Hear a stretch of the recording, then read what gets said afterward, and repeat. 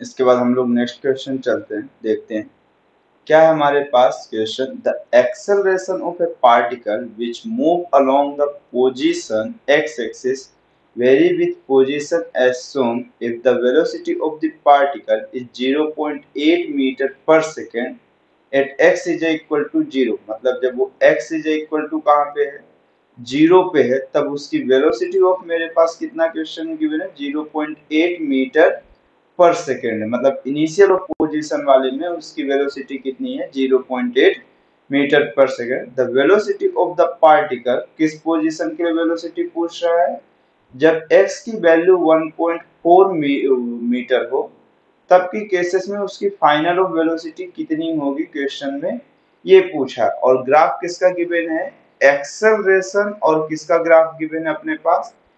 अच्छा, ये क्वेश्चंस में जो ग्राफ हमें गिवन है वो ग्राफ है हमारे पास एक्सेलरेशन और पोजीशन का, और क्वेश्चन में पूछा क्या, हमारे पास वेलोसिटी पूछा है। ठीक है, तो एक्सेलरेशन, पोजीशन और वेलोसिटी में एक रिलेशन होता है। शायद हमारे पास पॉसिबिलिटी है कि हम उसी फॉर्मेट से जाएं तो अपने फाइनल सॉल्यूशन तक पहुंच सकते हैं। जैसे अगर आपको ये बात की जाए कि जो वेलोसिटी टाइम ग्राफ होता है उसका स्लोप जो होता है वो हमारे पास एक्सेलरेशन गिवन करता है, लेकिन जो यहाँ पे ग्राफ है हमारे पास वो किसके किसके बीच में है, एक्सेलरेशन और पोजीशंस के बीच में।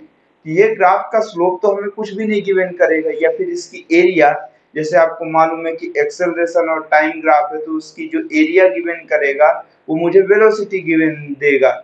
लेकिन अगर मैं बात करूं इस ग्राफ में तो यहाँ पे टाइम की जगह पे क्या है, पोजीशन है। तो इस ग्राफ के हिसाब से एक्सेलरेशन और पोजीशन का ऐसा कौन सा रिलेशन है वेलोसिटी के साथ, तो वो देखते हैं। तो जैसे हमें मालूम है कि एक्सेलरेशन इज इक्वल टू अपने पास कितना होता है, acceleration is equal to changing in velocity with respect to time. और तो और अगर मैं इसमें चाहूं तो dv बाई ओ कितना लिख सकता हूं, dx इंटू इसको मैं dx बाई ओ कितना कर सकता हूं, dt।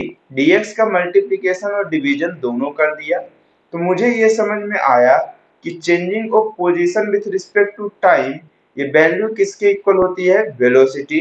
तो acceleration is equal to v dot dv by ओ dx के फॉर्मेट में आ गया, जो कि इक्वेशन नंबर कौन सा है, फर्स्ट है। अब अगर मैं इसे और ज्यादा सिंप्लीफाई करूं तो मुझे ये दिखा a dot of dx is equal to v dot of कितना हो गया अपने पास, dv हो गया। तो यहां से अपने पास ये समझ में आया कि acceleration dot of position is equal to velocity of dot dv।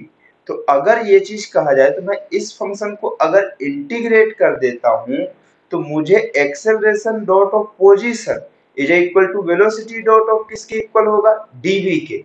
तो एक्सेलरेशन का with respect to position integration actual में इस ग्राफ की क्या गिवन करेगा, एरिया गिवन करेगा। क्या गिवन करेगा, एरिया। आपको मालूम है integration of any of graph का जो वैल्यूएशन होता है उसके दो एक्सिस के बीच का, तो उसकी एरिया गिवन करता है।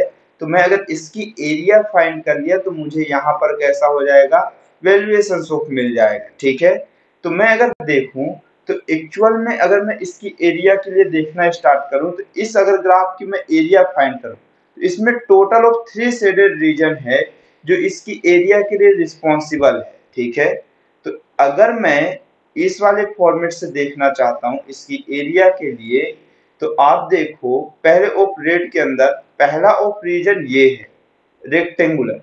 तो रेक्टेंगुलर की जो एरिया आएगी वो मुझे कितनी होगी, बेस इंटू हाइट। तो इसकी बेस कितनी है रेक्टेंगुलर की, या लेंथ इंटू ब्रेथ कहते हो आप, तो ठीक है। तो 0.4 इंटू मेरे पास यहाँ से यहाँ तक 0.4 और उतनी ही हाइट है तो 0.4 प्लस हो एरिया ऑफ सेकेंड रीजन। अगर आप इसमें देखिए तो ये आपके पास एक्चुअल में कैसा है, ट्रेपेजम है। सेकेंड ऑफ रीजन आपके पास ये जो ब्लू कलर से मैं दिखाऊंगा अब इसमें, वो हमारे पास कैसा है, ये वाला जो पोर्शन है ये हमारे पास ट्रेपेजम है। तो ट्रेपेजम का क्या होता है, हाफ इनटू हाइट। हाइट अपने पास मतलब ये ऑफ ट्रेपेजम के पोर्शंस में ये जो ट्रेपेजम है इसका ये पोर्शन ऑफ हाइट है। तो ये मेरे पास 0.8 और ये 0.4 है। तो मैं इसे कितना 0.8 माइनस 0.4 हमारे पास इस बीच का रीजन आएगा। 0.8 यहाँ से यहाँ तक की डिस्टेंस है, उसमें से 0.4 ये वाली डिस्टेंस को अगर मैं सब्सट्रैक्ट कर दूं यही डिस्टेंस बचेगा, तो ये हुआ हमारे पास 0.4 इंटू ओ।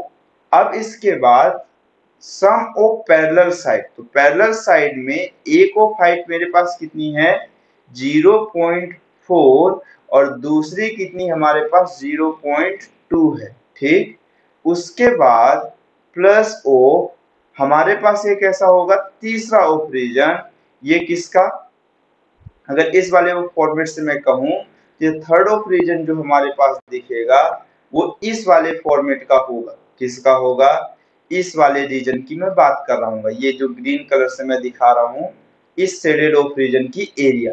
तो इसकी एरिया अपने पास कितनी आएगी, इस वाले पोर्शंस में ये रेक्टेंगुलर है तो 0.8 से लेके 1.4 तक, तो मतलब इसकी जो ब्रेथ है 1.4 माइनस 0.8 ये होगा आपके पास 0.6, कितना हो जाएगा, ये हमारे पास हो जाएगा कितना 0.6।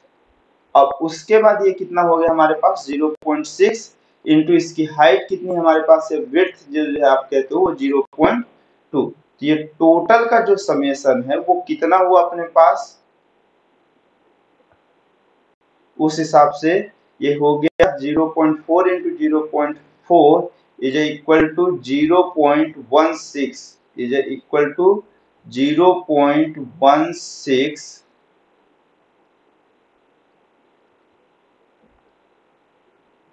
प्लस, देखिए ये कैंसिल आउट हुआ तो ये 0.2, ये 0.6 इंटू 0.2 ये होगा 0.12 प्लस ओ 0.6 इंटू 0.2 0.12, ये 0.24 और ये हो गया 0.24 और प्लस ऑफ 10 हो जाएगा 0.34 और प्लस ऑफ 6 सॉरी 0.24 हुआ ना, हाँ तो 6 ऑफ हो गया ये 30 और प्लस ऑफ 43। इसकी जो एरिया आई है ये 0 पॉइंट ऑफ कितनी आई है आपके पास 40 आई है, वो भी किस में आई है आपके पास एरिया मीटर स्क्वायर में आई है।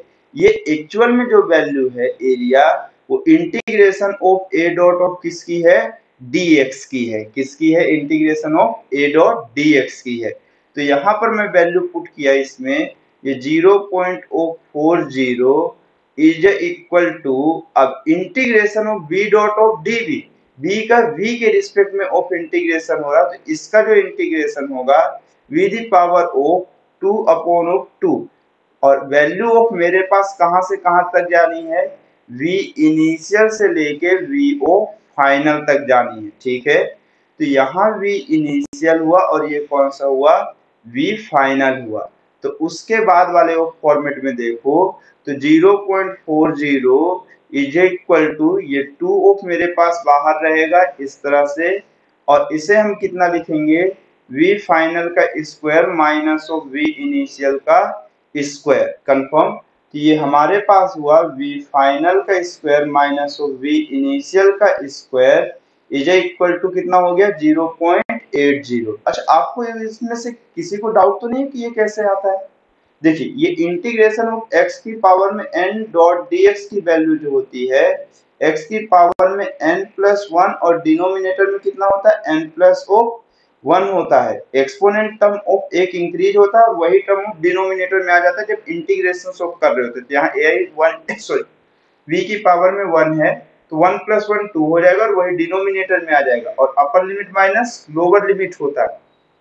ठीक है, तो उसके बाद मैं अगर देखूं कि v फाइनल का square is equal to 0.80 plus of v initial का स्क्वायर होगा, जहां पे इनिशियल की वैल्यू क्वेश्चंस पे ही अपने पास गिवन है कि जब x की वैल्यू आप 0 ले रहे हो तब वेलोसिटी ऑफ मेरे पास कितनी है 0.8 है, तो x इज इक्वल टू 0 यही पोजीशन है यानी है यहाँ पे वेलोसिटी कितनी गिवन है 0.8 है और इस पॉइंट पे वेलोसिटी पूछा है।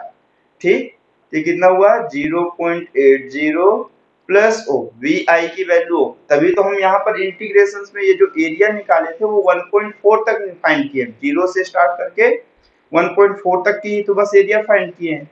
तो अब ये बताइए v इनिशियल की वैल्यू आपके पास कितनी है 0.80 का स्क्वायर, तो हम इसे कितना लिख सकते हैं 0.80 प्लस ओ 0 पॉइंट ऑफ कितना हो गया ये 64 हो गया, तो मैं इसे कितना लिख सकता हूं, इसे मैं कितना लिख सकता हूं,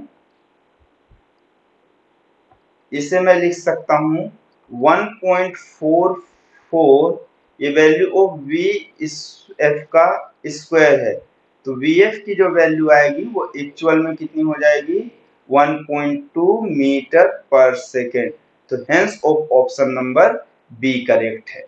ठीक है,